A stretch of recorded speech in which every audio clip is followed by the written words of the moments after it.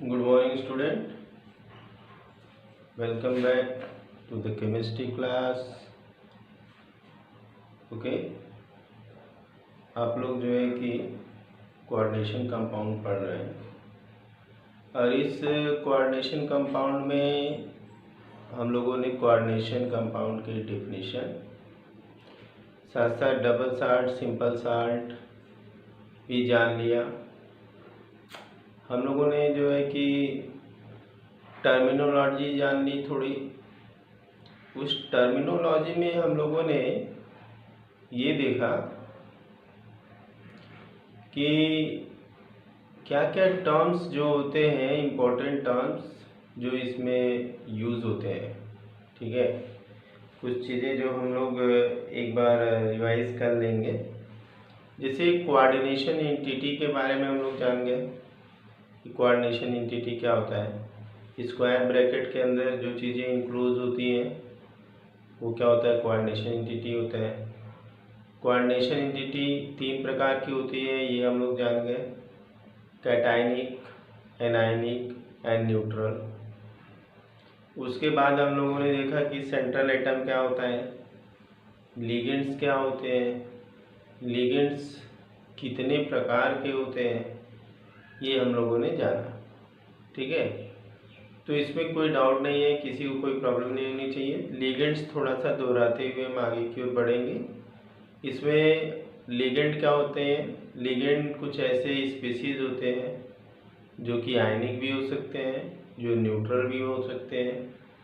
ये central metal के साथ कोऑर्डिनेट बॉन्ड बनाते हैं। ठीक है, कोऑर्डिनेट बॉन्ड हमने बताया था।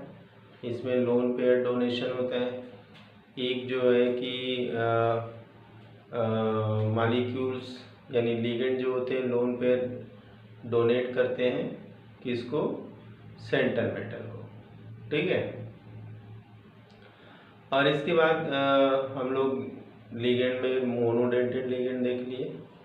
मोनोडेंटेड लिगेंड क्या होता है, मोनोडेंटेड लिगेंड जो होता है वो एक जो है पेयर इलेक्ट्रॉन सेंट्रल मेटल को डोनेट करता है। ऐसे लिगेंड जो सेंट्रल मेटल को केवल एक पेयर इलेक्ट्रॉन डोनेट करते हैं वो सब क्या होते हैं, वो सब के सब जो होते हैं वो मोनोडेंटेड लिगेंड होते हैं। ओके, दूसरा नेक्स्ट हमारा जो है कि पॉलीडेंटेड डाइडेंटेड में हमने बताया कि ऐसे लिगेंड जो कि दो पेयर इलेक्ट्रॉन एक साथ डोनेट कर सकते हैं, जैसे ऑक्सीलेट आयन हमने बताया, जैसे हमने कि इथाइलिन डाइएमीन बताया। ये जो होते हैं ये दो इलेक्ट्रॉन पेयर डोनेट कर सकते हैं। इसके बाद हमने पॉलीडेंटेड लिगेंड बताया जिनके अंदर नंबर ऑफ यानी सेवरल एटम्स डोनर होते हैं, जिनके अंदर एक से अधिक डोनर एटम होते हैं, जैसे कि इथाइलिन डाइएमीन टेट्राएसिटेट EDTA। इसके अंदर जो है कि हमने देखा था कि 6 एटम हैं जो कि इलेक्ट्रॉन पेयर डोनेट कर सकते हैं, तो इसलिए हो गया ये पॉलीडेंटेड लिगेंड। इसके बाद हमने बताया था एम्बीडेंटेड लिगेंड। एम्बीडेंटेड लिगेंड क्या होता है, एम्बीडेंटेड लिगेंड वो लिगेंड होता है जो कि जिसके अंदर दो ऐसे एटम होते हैं, यानी डोनेटिंग साइड दो होती है मगर एट ए टाइम केवल एक ही जो है कि एटम डोनेट करता है। फिर से एम्बीडेंटेड में क्या होता है, डोनेटिंग साइड दो होती है लेकिन एट ए टाइम क्या होता है, एक ही एटम डोनेट करता है लोन पेयर। तो ऐसे को हम कहते हैं एम्बीडेंटेड लिगेंड। ओके, ऐसे में क्या होता है कि अगर कंडीशन चेंज किया जाए, तो सपोज हम एक एग्जांपल लेते हैं, यहाँ पे एक एग्जांपल हम यहाँ पे ले लेते हैं।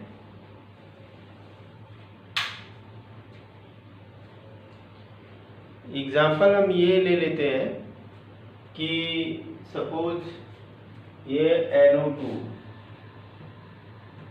ठीक है, ये क्या है, NO2 है। आई बात समझ में, अब ये जो NO2 है, किसी कंडीशन में ये डोनेशन L के साइड से होगा, तो किसी कंडीशन में डोनेशन ऐसे भी हो सकता है।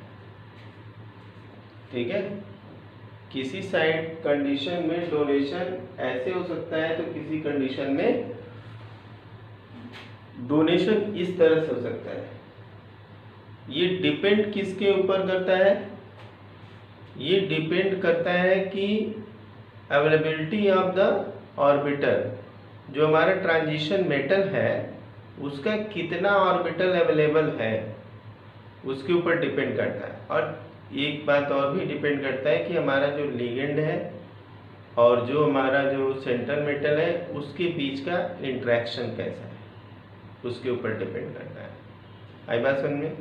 तो ये हमारा हो गया एम्बीडेंटेड लिगेंड, जिसमें कि डोनेटिंग साइड 2 है मगर एट ए टाइम केवल एक ही साइड से डोनेट करता है, तो इसको हम एम्बीडेंटेड लिगेंड कहते हैं। आई होप ये बात क्लियर हो गई होगी। अब नेक्स्ट हमारा आता है चिलेटिंग लिगेंड। हमने कल एक बताया था चिलेटिंग लिगेंड।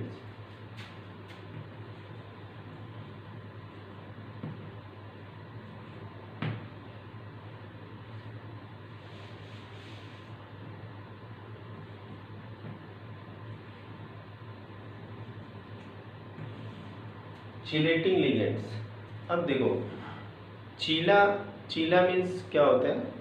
चिमटा या चिमटी देखा होगा घर में, किसी चीज को पकड़ने के लिए यूज किया जाता है।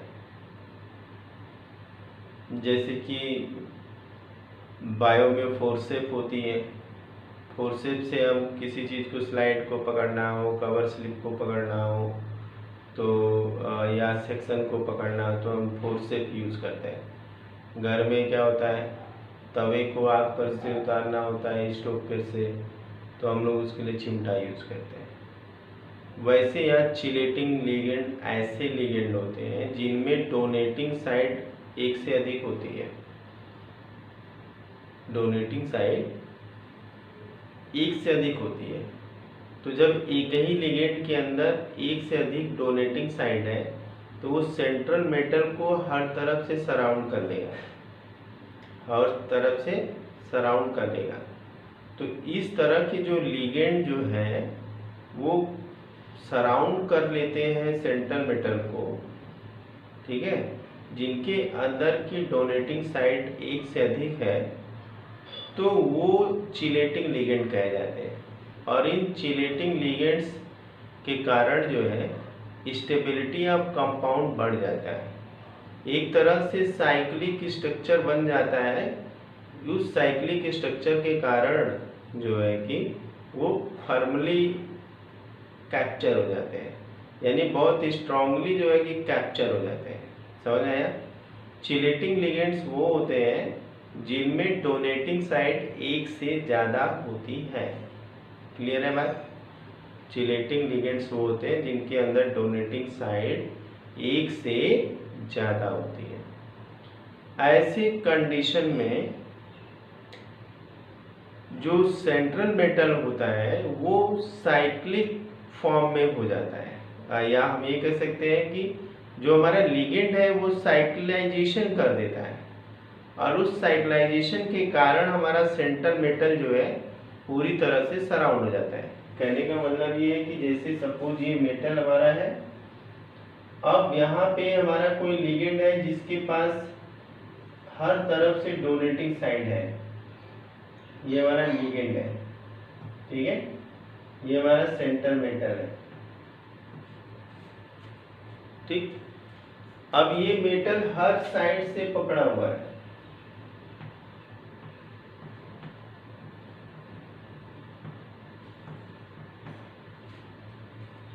अब ये मेटल फॉर्मली स्टोर्ड है वहां पे, अब वहां से सेपरेट नहीं हो सकता, अलग नहीं हो सकता है। तो ऐसे जो लिगेंड्स होते हैं वो स्टेबिलिटी दे देते हैं। क्या देते हैं? स्टेबिलिटी देते हैं, ठीक है। चिलेटिंग लिगेंड समझ में आ गया? ऐसे लिगेंड जिनमें एक से अधिक डोनेटिंग साइट होती है और एट ए टाइम एक से अधिक लोन पेयर डोनेट किए जाते हैं सेंट्रल मेटल को, और ऐसे लिगेंड साइक्लाइजेशन करते हैं। ऐसे लिगेंड की वजह से मेटल जो है कि बहुत स्ट्रांगली या बहुत फॉर्मली क्या होता है, कैप्चर्ड हो जाता है, जिसकी वजह से कंपाउंड को स्टेबिलिटी मिलती है। ठीक है, जितना ज़्यादा चिलेटिंग लिगेंड्स होंगे उतना वह कंपाउंड क्या होगा, उतना ज़्यादा स्टेबल होगा। चलिए अब लिख लेते हैं, यहाँ पे बहुत बात हो गई।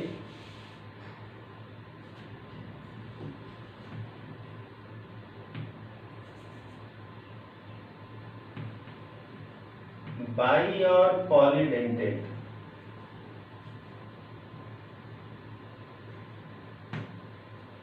By or polydentate ligands has or have several donating site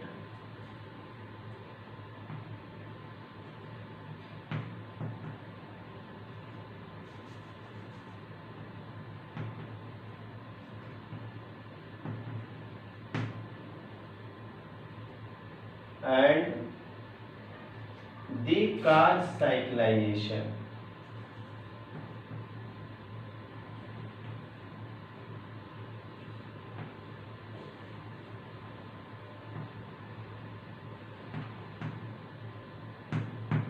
They cause cyclization. वो क्या करते हैं, साइक्लाइजेशन करते हैं around the central metal, around the central metal, around the central metal. Okay, तो ऐसे ऐसे लिगेंड को क्या कहते हैं, these are known as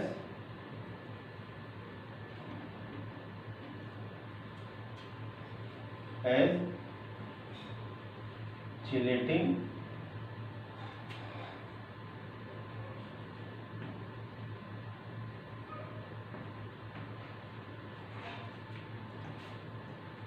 ligands.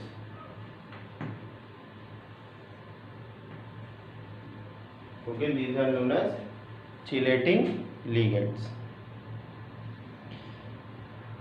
ऐसे ऐसे को हम जो है कि चिलेट्स भी कहते हैं, और चिलेट्स।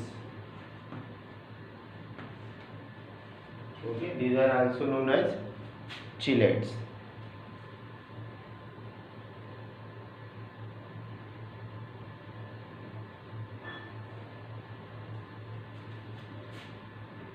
अब ऐसे एग्जाम्पल क्या हो जाएगा, एग्जाम्पल हमारा हो जाएगा EDTA,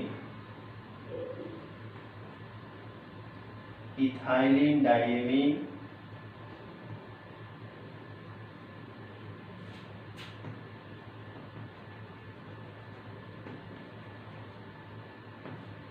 and oxalate.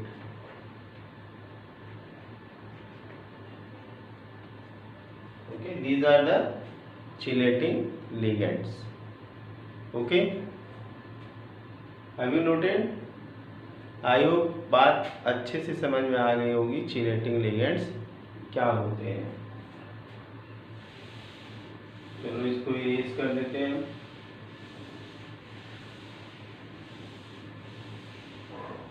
Chelating ligand से क्या होता है, स्टेबिलिटी बढ़ती है।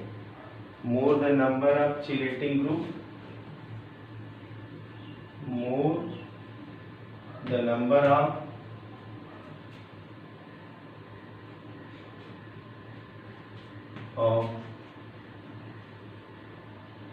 chelating ligands more will be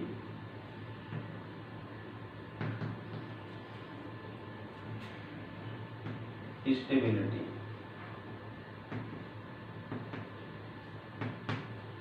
More will be stability of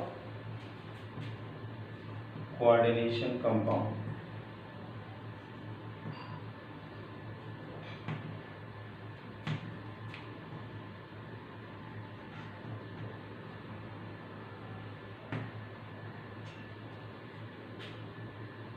okay, जितना ज़्यादा चिलेटिंग लिगेंड्स रहेगा उतना ज़्यादा स्टेबल कंपाउंड होगा, ठीक है। और साइक्लाइजेशन के कारण या चिलेशन के कारण जो स्टेबिलिटी बढ़ती है, साइक्लाइजेशन के कारण या जो है कि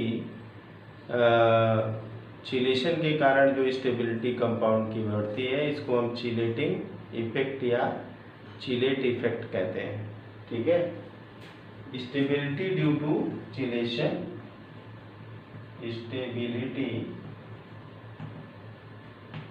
of coordination compound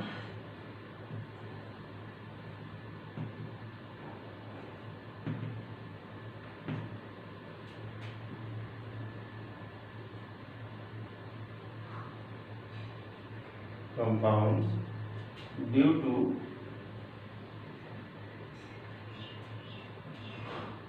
chelation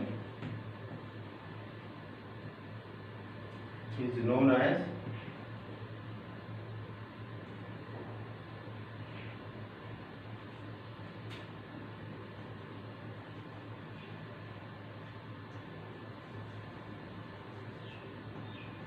chelating effect.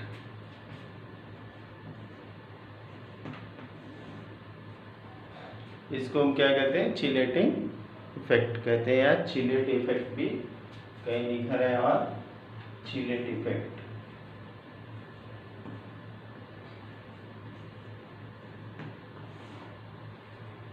Okay, इसको हम क्या कहते हैं? Chelate effect. नोट कर लो फटाफट।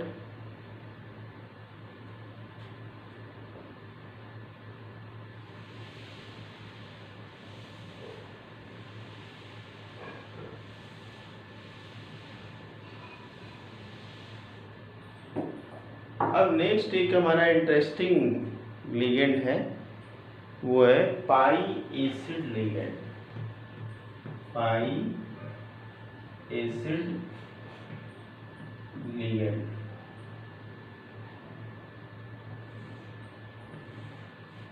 अब पाई एसिड लिगेंड यानी ये लिगेंड एसिडिक है, ये लोन पेयर एक्सेप्टर का भी काम करेगा। नॉर्मली क्या जानते हैं हम लोग कि लिगेंड क्या करता है? लोन पेयर डोनेट करेगा, ठीक है।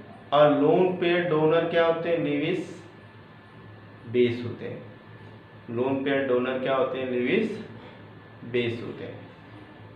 क्लियर है? लोन पेयर डोनर क्या होते हैं? लेविस बेस होते हैं, ठीक है। लेकिन यहाँ पे क्या लिखा है? पाई एसिड लिगेंड। एसिड लिगेंड का मतलब हो गया कि ये भी लोन पेयर एक्सेप्ट करेगा। लेकिन पाई क्यों लगा है? क्योंकि ये पाई इलेक्ट्रॉन को एक्सेप्ट करेगा।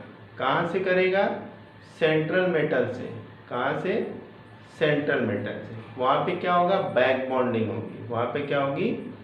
बैक बॉन्डिंग होगी। ऐसा क्यों होगा? क्योंकि सेंट्रल मेटल के पास कुछ पेयर इलेक्ट्रॉन होंगे और ऐसे लिगेंड के पास वैकेंट पी ऑर्बिटल होगा, तो उस वैकेंट पी ऑर्बिटल के अंदर इलेक्ट्रॉन इंटर करेंगे। हम एक यहाँ पे बना के बता देते हैं। सपोज कि ये सेंट्रल मेटल है, ये हमारा सेंट्रल मेटल है, ये हमारा लिगेंड है। ओके, अब यहाँ पे एक पेयर इलेक्ट्रॉन इसने इसको डोनेट किया, ठीक है। एक पेयर इलेक्ट्रॉन डोनेट किया, अब इसके बाद क्या हुआ कि इसका जो ये पाई ऑर्बिटल है, इसके अंदर एक पेयर इलेक्ट्रॉन है, ठीक है, और इसके पास जो पाई ऑर्बिटल है वो बैक एंड पड़ा है। ये पी ऑर्बिटल है, ये पी ऑर्बिटल है।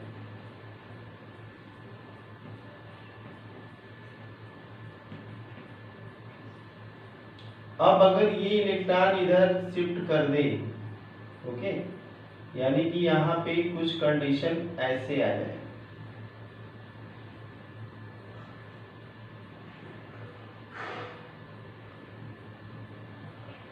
ऐसे आ जाए, ठीक है, तो बॉन्ड टेम्पोररी या पाई बॉन्ड बन गया, एसिड बन गया, क्योंकि यहाँ पे इलेक्ट्रॉन इससे मेटल से लिगेंड की ओर जा रहा है, एक पेयर इलेक्ट्रॉन मेटल से लिगेंड की ओर जा रहा है, एक पेयर इलेक्ट्रॉन, ठीक है, तो ऐसे को हम कहेंगे पाई एसिड लिगेंड, ओके। तो हम इसको लिख देते हैं, those ligands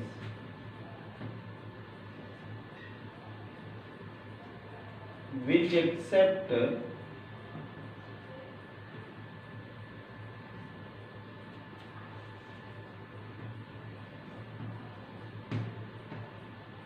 pi one pair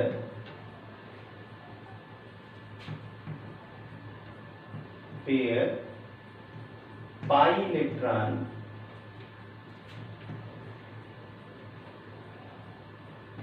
from central metal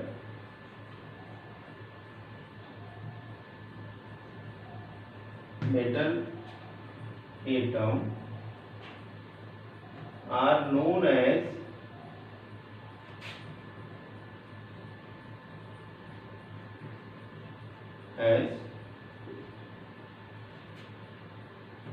pi acid ligand, okay. चूंकि इलेक्ट्रॉन पेयर रिसीव किया है इसलिए एसिड यूज किया गया है, कि लोन पेयर एक्सेप्टर क्या होता है, एसिड होता है, डोनेट किया है और लिया भी है, ठीक है। अब इसके बाद एग्जाम्पल हमारा ये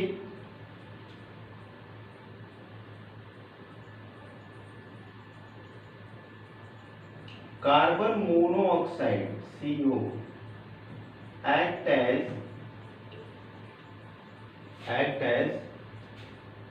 pi acid ligand with nickel in NiCO4,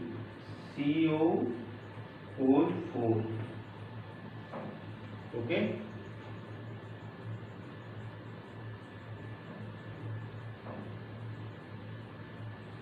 Have you noted? Okay. Last point, one more point.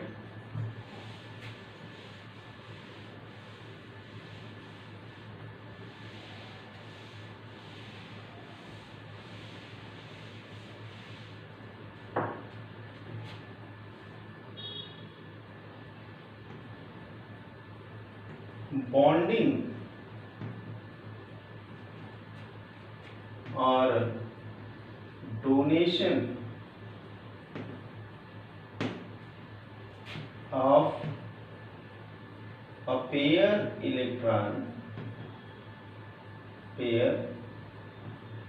of electron from central metal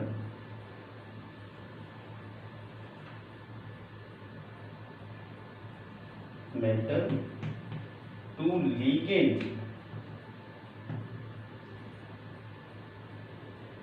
is known as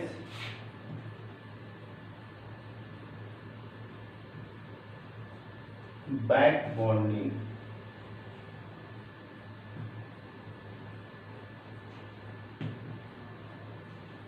back bonding, ठीक है। लिगेंड ने लोन पेयर दिया तो फॉरवर्ड बॉन्डिंग हो गई, लेकिन अगर central metal ने इलेक्ट्रॉन दिया है पेयर तो क्या हो गया, बैक बॉन्डिंग। हमेशा हम क्या पढ़ रहे हैं कि लिगेंड एक पेयर इलेक्ट्रॉन डोनेट कर रहा है, लिगेंड क्या कर रहा है, एक पेयर इलेक्ट्रॉन डोनेट कर रहा है, तो ऐसे कंडीशन में वो फॉरवर्ड बॉन्डिंग हो गई। और बैक बॉन्डिंग क्या हो गई, जब वापस जो एक इलेक्ट्रॉन पेयर सेंट्रल मेटल से मिल रहा है तो उसको हम क्या कहेंगे, उसको क्या कहेंगे, उसको कहेंगे बैक बॉन्डिंग। क्लियर है। ओके, एग्जाम्पल वही कार्बोनिल है, केवल कार्बोनिल मतलब कि कार्बन मोनोऑक्साइड वाले जितने भी लिगेंड हैं, यानी कार्बन मोनोऑक्साइड जहाँ भी लिगेंड का काम करता है वहाँ पे बैक बॉन्डिंग जरूर मिलती है, ठीक है।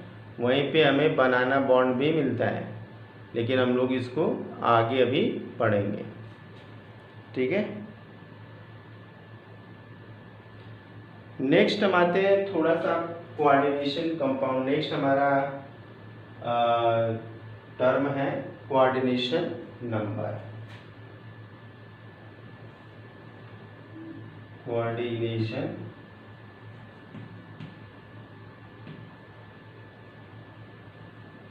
Number.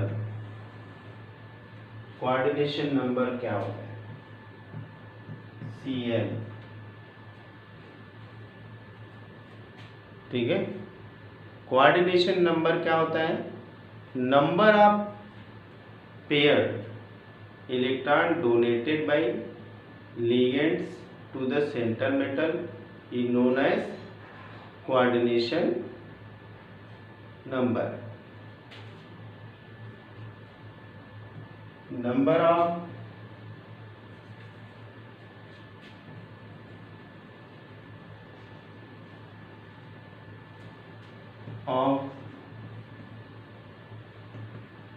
paired electron donated by ligand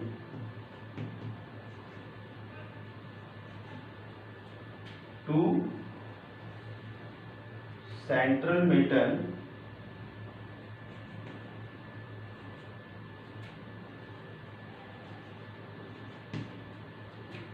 is known as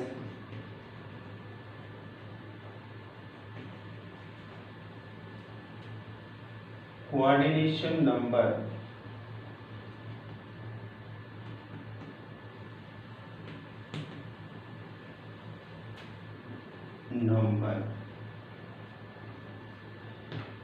okay, known as coordination number. इसको हम क्या कहते हैं, कोऑर्डिनेशन नंबर कहते हैं, ठीक है। तो अभी इसमें एग्जांपल भी लेंगे हम लोग।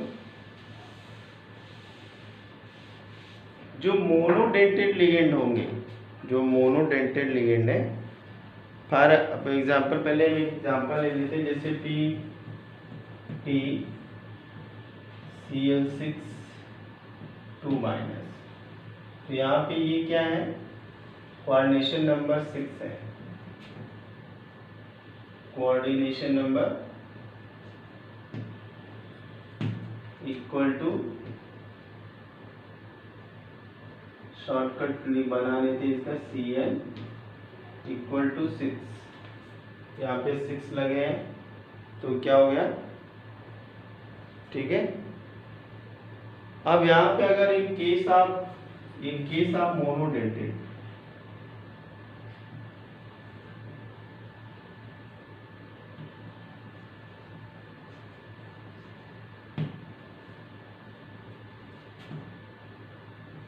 ligands,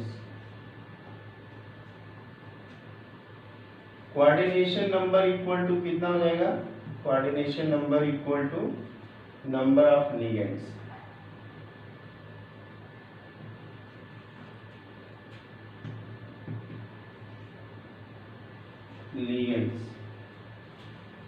okay.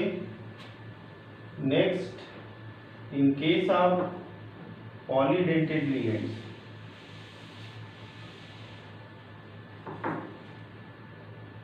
in case of polydentate ligand, polydentate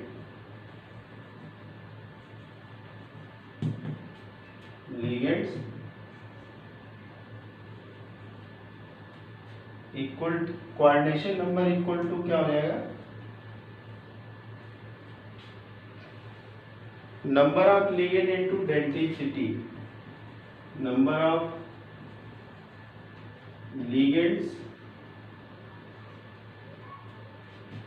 into density.